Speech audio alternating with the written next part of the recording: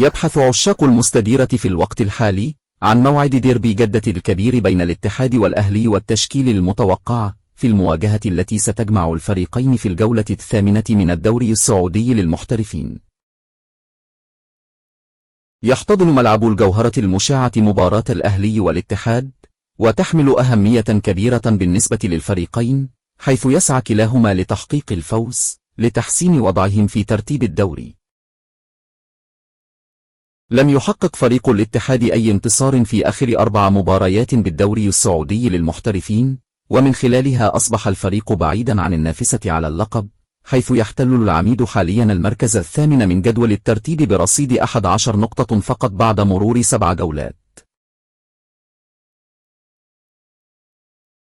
بينما في الجهة المقابلة يقع فريق الأهلي في المركز الخامس بجدول ترتيب الدوري السعودي للمحترفين برصيد 13 نقطة، حققهما بعد تعادله الأخير أمام نظيره الرياض، والتي انتهت بهدف مقابل لا شيء سجله المهاجم الإنجليزي إيفان توني. موعد مباراة الاتحاد والأهلي القادمة. ومن المقرر أن يطلق الحكم الصافرة بداية مباراة الاتحاد والأهلي يوم السبت القادم، وذلك في تمام 8:30 مساء بتوقيت مكة المكرمة، وفي تمام 7:07 بتوقيت القاهرة، والساعة 9:30 بتوقيت أبو ظبي. كما سينطلق الديربي في تمام 6:30 مساء بتوقيت المغرب وتونس. القنوات الناقلة لمباراة الاتحاد والأهلي في الدوري.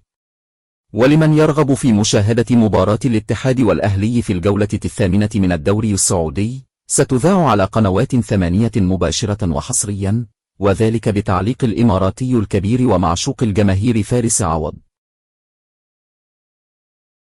تشكيلة الاتحاد المتوقعة أمام الأهلي: حارس المرمى رايكوفيتش.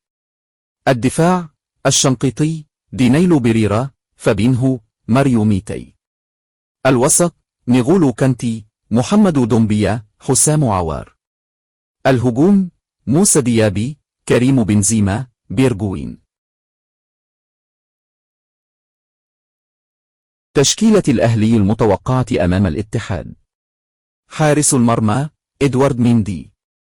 الدفاع: مجراشي، ديميرال، إيبانيز، محمد سليمان. الوسط: كيسي، ماتيوس، فانتين. الهجوم: رياض محرز، البريكان، جالينو. لا تنسى الاشتراك في القناة وتفعيل زر الجرس ليصلك كل جديد.